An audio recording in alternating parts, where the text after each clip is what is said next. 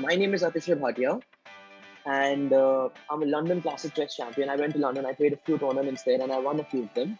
And I've always loved chess as a kid. Before school, when I was your age. So I've learned a few tricks and tips all these years, and I'm here thanks to the Camp K12 community workshops, and I'm here to teach you a few of them. Let's see if we learn something new.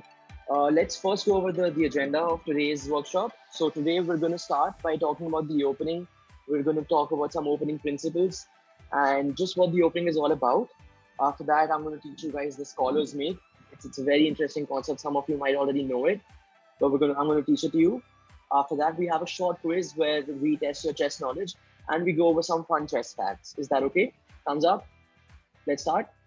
Okay, let's go over some basic chess notation. You guys know what chess notation is? Do you know what to call these pieces and these squares?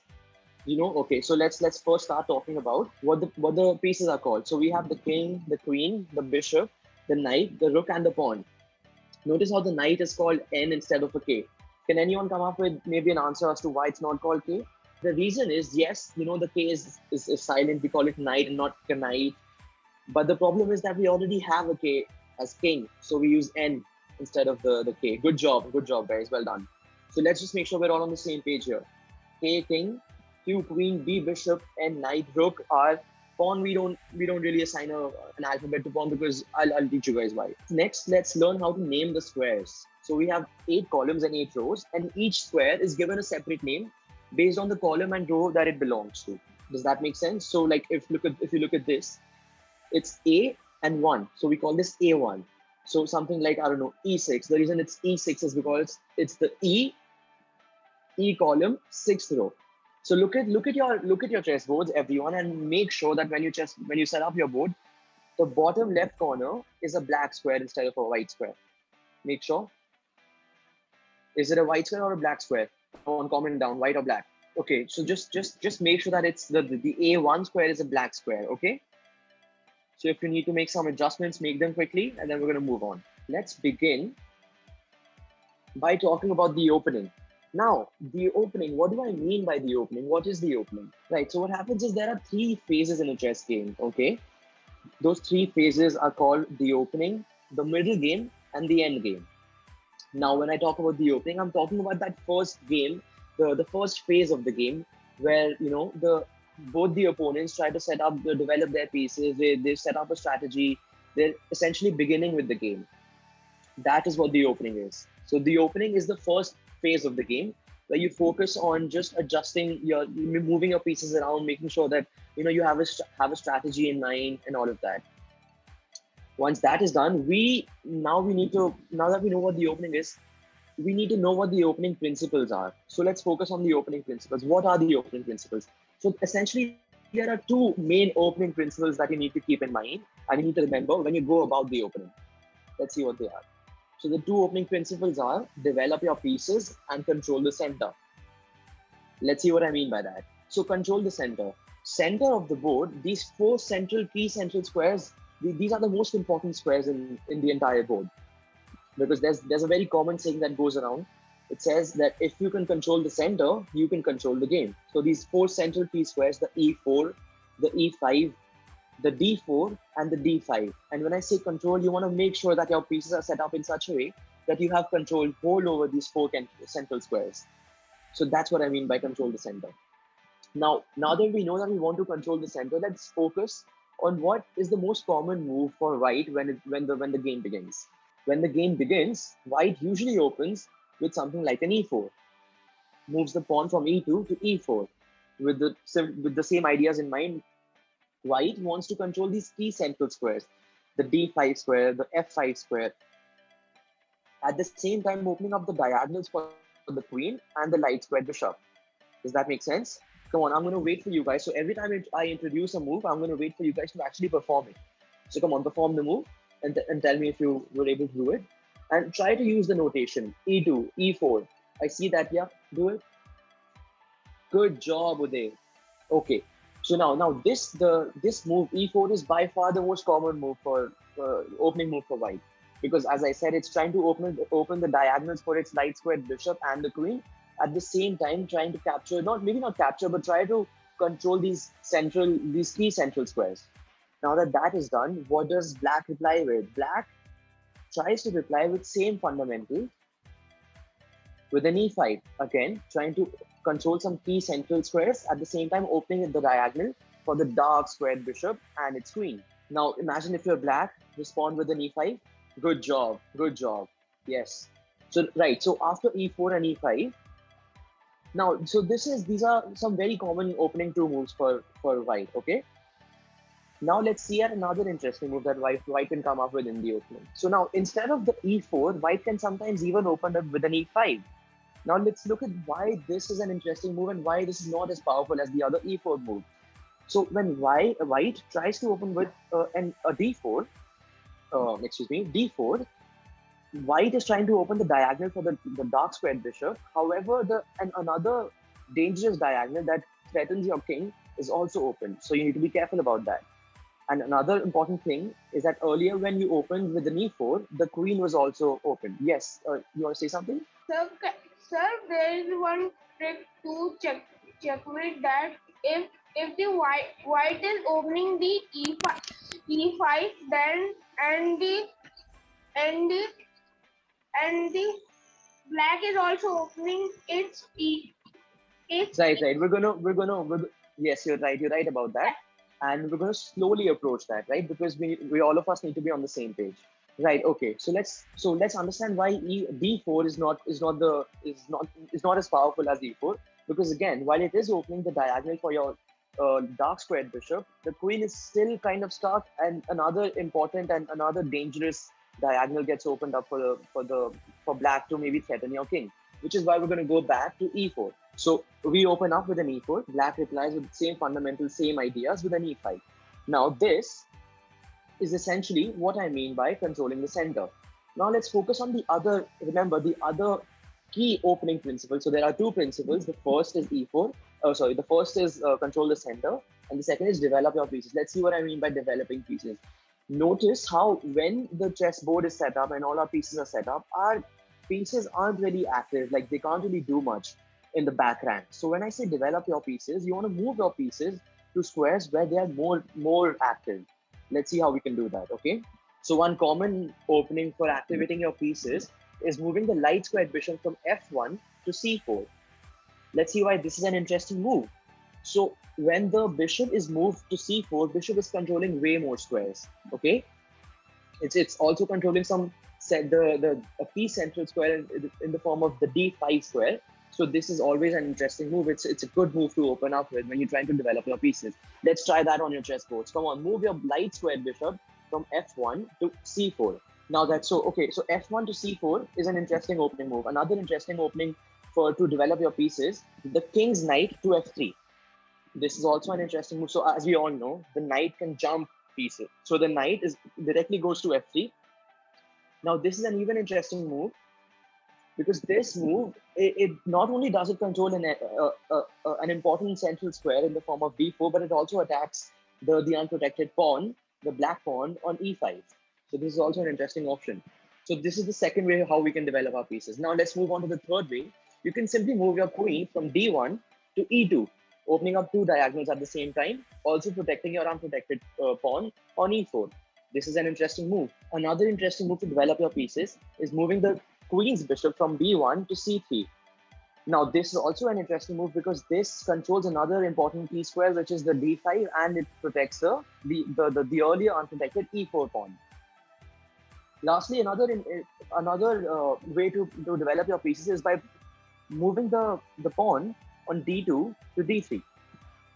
The reason this is interesting is that now this opens up the diagonal for the dark squared bishop, at the same time protecting the unprotected pawn. But be careful about this move because light squared bishop. Does that make sense? Sir, we should open the bishop, because if we see perpendicularly, then the king is in the black d first d8, and the bishop is in black c1, from which the bishop moves in cross section, by which if we put the bishop in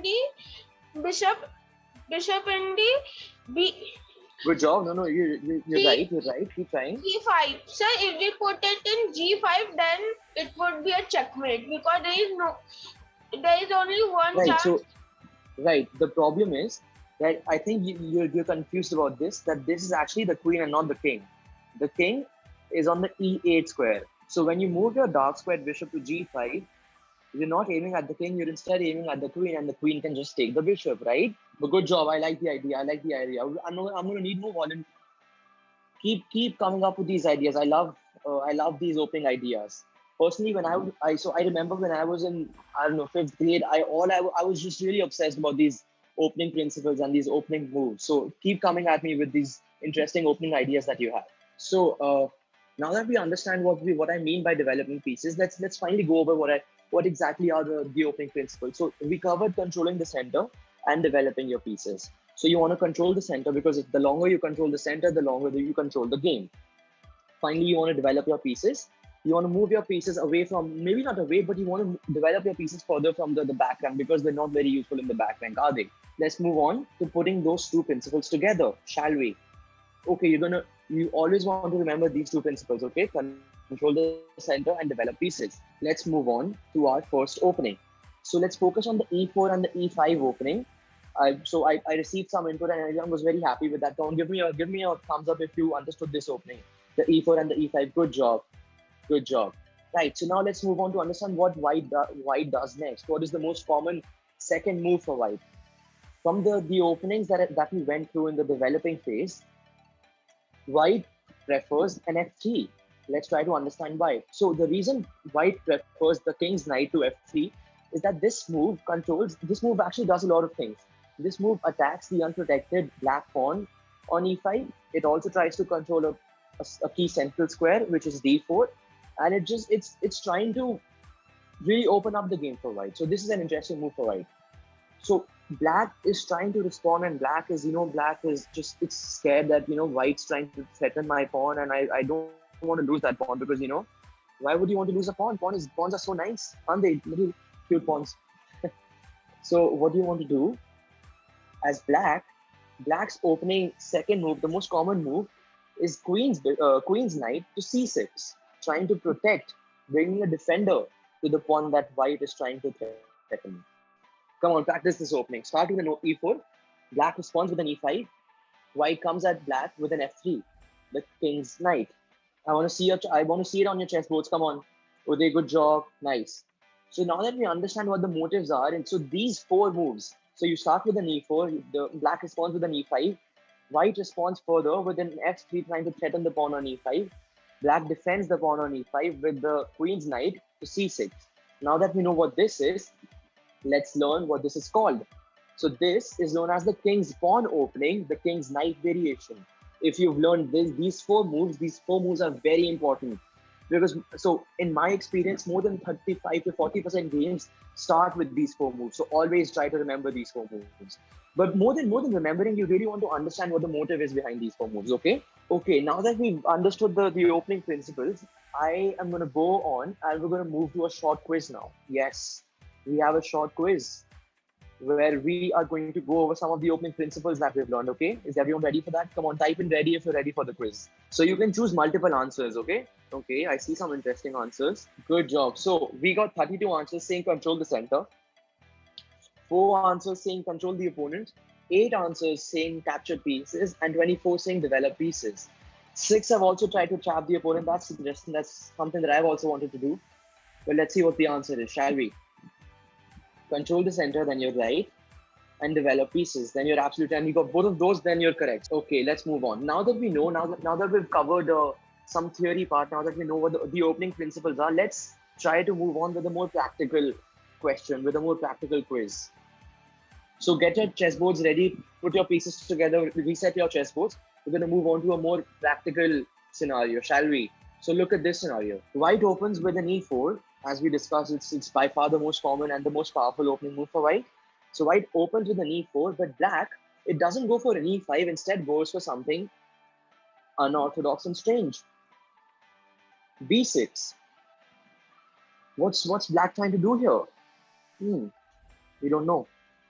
Before we move on, let's try to set this up on our chessboards. Come on. White plays e4, black plays b6.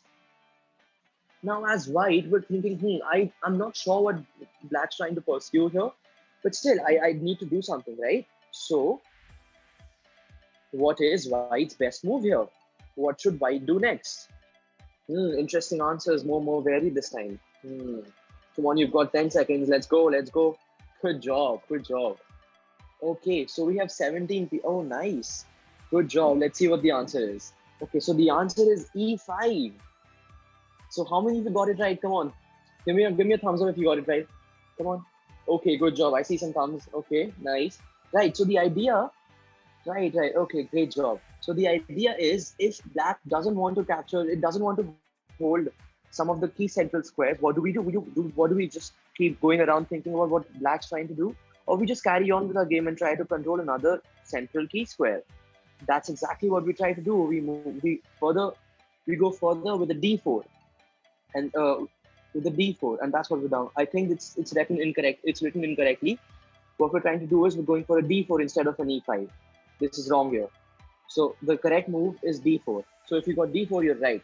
So again, I'm gonna ask this again. This bit was what we call the opening principles. Let's go over some of the basics, shall we? The fundamentals. So 3 phases in the chess game: the opening, the middle game, and finally the end game. Now that that's done, we want to focus a little bit on the opening principles. We've learned some key opening principles today. We learned what, the 2 important opening principles are: you want to control the center and you want to develop your pieces. We learned how we can control the center. We learned how we can develop our pieces. Now that that's done, let's move on to the next segment where we learn how to checkmate our opponents in 3 moves. That's right. We're going to learn how to checkmate our opponents in 3 moves. So in 3 moves we can do first we should open that the white. Right. Raj, I'm gonna explain and see if you can come up with solution. I'm gonna ask a question in that, and let's see if you can answer the quiz then. Okay. So right. So we're gonna learn how to checkmate our opponent in 3 moves, and this move, this mate in 3 moves, it's the shortest mate, by the way, is known as the scholar's mate. It's called the scholar's mate. White opens with a simple e4, and the idea is simple behind it. You want to develop your pieces. You want to control the center. It's opening the diagonal for the queen and the light squared bishop. That's simple. What does black respond with? Black usually responds with something like an e5. Great. Doesn't worry us. We're still in the comfort zone. Okay. Now the next move is a little different from the opening that we learned earlier, which was the king's knight opening. The king's pawn opening, the king's knight variation. Instead of the king's knight to f3, we go for the light squared bishop to c4. This is a strategic move because we're trying to aim at that weak pawn on f7. The reason it's weak is because it's only got one defender, and that is the king. So what we want in that situation is that we want to bring another attacker to attack the f7 pawn. Right, before we move on, I want you all to practice this opening. Come on, let's do it. Open with an e4, black responds with an e5. Then we bring the light squared bishop to c4. Okay, I see that, Mugdha. Good job, Anjali. Good job, Pratiksha, Uday. That's exactly how you do it. Shreyan, good job. Now that we place our light squared bishop here, let's suppose that black is unaware of the dangers and black just goes on. It goes on with improving its pieces, tries to develop its pieces. Let's say black responds with something like the queen's bishop, the queen's knight to c6. We're like, okay, good move, black. But what we're gonna do is we're gonna move on and maybe continue with our scholar's mate. So now remember we talked about how we want to bring another attacker to attack that weak f7 pawn. Let me show you. So what we want to do is, remember, we want to develop our pieces. And how do we do that? We do that by bringing the queen to the h5 square. This way we have 2 attackers lining up for that weak f7 pawn. Do you see it? Do it on your chessboards. Good job, Kushagra, you've already done it. Good job. Raj, good job. Right. Okay, so understand what this is. What we've done is that we've brought 2 attackers to that weak f7 pawn, because again, the f7 pawn only has one defender. That is the king. So if the king tries to defend that pawn and the queen tries to take the attacker, all we need to do is we need to bring a defender to that attacker. So look at this. Let's say now it's turn for black to move. Black is still unaware of the dangers that the white queen brings with her. And let's say black comes up with something like an f6, trying to attack the white's queen. Next, it doesn't matter to us because our next move is just the killer move, which is queen takes on f7. This is checkmate because black has nothing. The black king is helpless. It can't do anything. The black king can't move here because the queen will take, and the black king can't take the queen because it's defended by the light squared bishop. Right? Come on, do it on your chessboards. I want to see the final deadly move. Who else has done it? Mugdha has done it. Shivansh has done it. Good job. So you see how this is the scholars mate. This is how you checkmate your opponent in 3 moves. But the key thing about this move is before you focus too much on the queen, try to observe what the light squared bishop is doing here. Because notice how the light squared bishop is just so rightly placed. Because had it not been for the bishop, let's say the bishop was placed somewhere like here, the king, what would the king do? The king would just take the queen and kill the queen, right? So it's important when you play chess to make sure that your pieces are working together, defending each other, playing strategically. Does that make sense? Okay, so now that we know what the scholar's mate is, now that we know what the danger that the queen is trying to bring with her, how, as let's say sometimes let's say you're playing a game and you're playing as black and white tries to perform this move on you. How do you want to defend it? How do you want to protect your king? What do you do? That's the next question for our quiz. Come on, write down some answers. Let's see if someone can crack it. Come up with anything. Honestly, don't worry about being right. Just any move you think might help. Okay, we've got some answers. Shreyan says move the pawn. Okay, knight to h6. That's interesting. Knight h6. Move the pawn. Okay, which pawn? Which pawn do you want me to move? Should I move this pawn? The pawn on b2, I move that pawn, it's still checkmate in the next move. Moving the pawn on g7 to g8. Good job. We've got some really interesting answers. Let's see how many of you got it right. Good job. Let's see what the correct answer is. Okay, let's say we're black. What do we want to do in this situation? The best move for black, so as some of you mentioned, it's g6. Why do you want to do that? You want to do that because then it prevents the queen from directly taking the pawn on f7. Instead, if the queen tries to take the pawn on g7, the pawn on either f7 or h7 can just take the queen. This is why it's an interesting move. But notice how white responds in that situation. White, because remember, all white's really trying to do is white is trying to aim that weak f7 pawn. So what does white do here? Well, white moves his queen from there to f3, again eyeing that weak pawn on f7. Why don't you perform that on your chessboards? We tried to protect our king with a smart move, which was g6. But the player who's playing white is also smart. He's moved his queen to f3. What do we do then? Yes, Raj, do you want to answer? Sir, in this thing, sir, we can do that. We can make a wall by.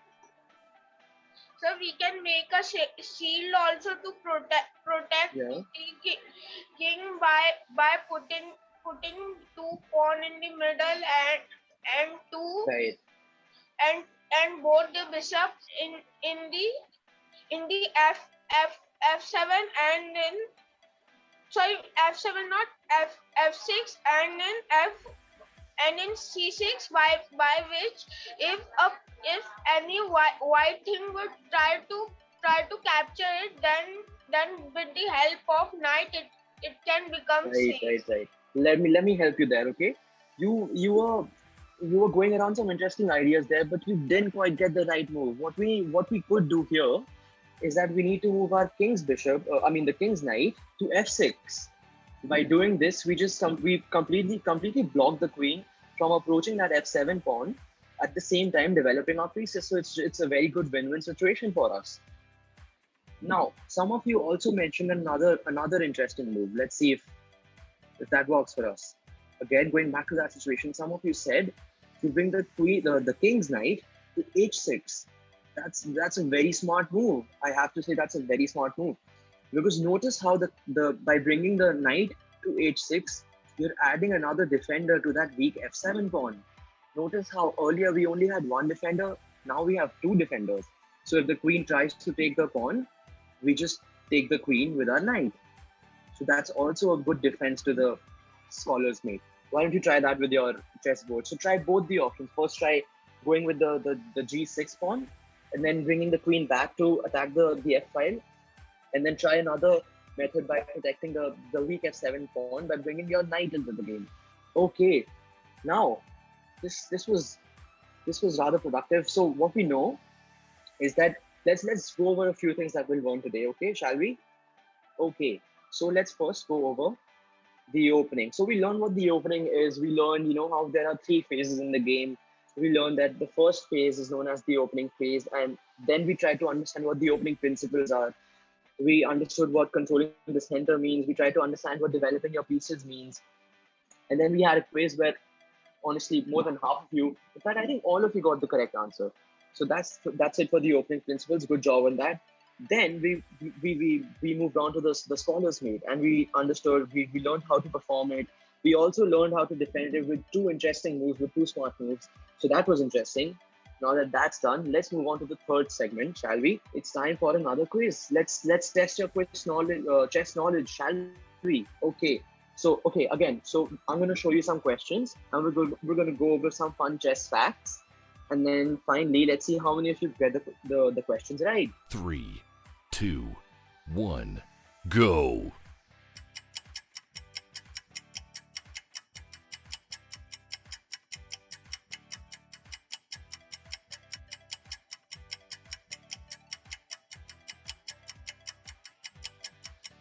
Interesting answers. Some of you are really patriotic, aren't you? Okay, interesting. Let's analyze the answers, shall we? Okay, so 18 of you think it originated in India.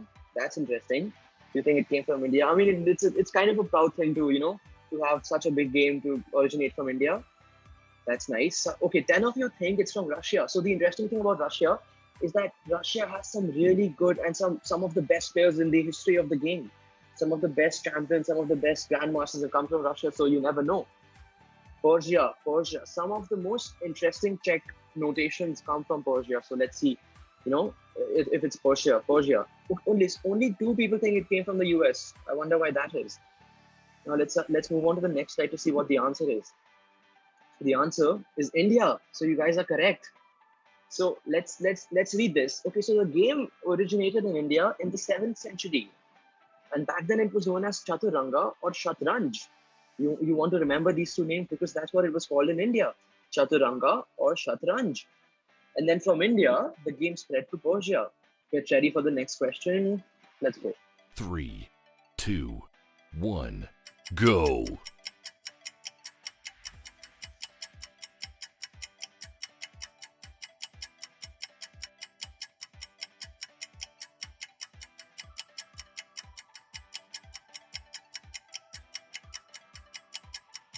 Okay, how many squares are there on the chessboard?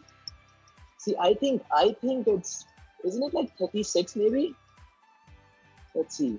Okay, interesting answers. There's a clear majority in this one, isn't there? So 37 of you think that there are 64 squares, 2 think 50, and 2 also think 36. See, I also think it's 36, but let's see what the answer is. The answer is 64. Good job, you guys. So the idea is, so there are 8 columns and 8 rows. When you multiply that, you get 64. Good job. Okay, let's move on to the third question. 3, 2, 1, go.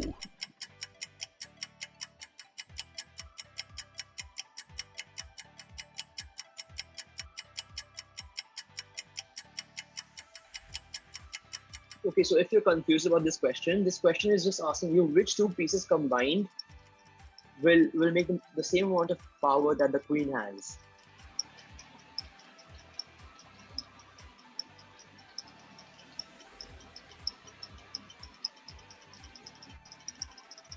Interesting. Okay, we have some varied answers here. Let's see. So 10 of you think it's the king and pawn, 20 of you think rook and bishop, 6 think rook and knight, and there's one of you who thought it was the bishop and knight. That's interesting. Let's see what the answer is. So the answer is rook and bishop. Good job.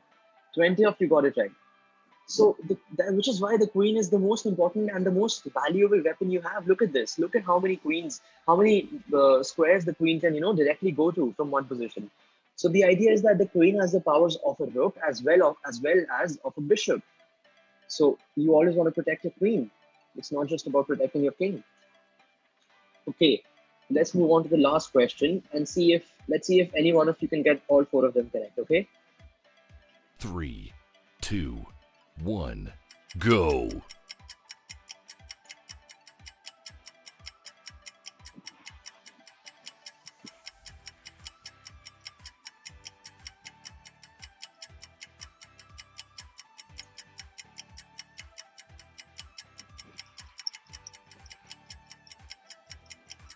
Okay, interesting answers.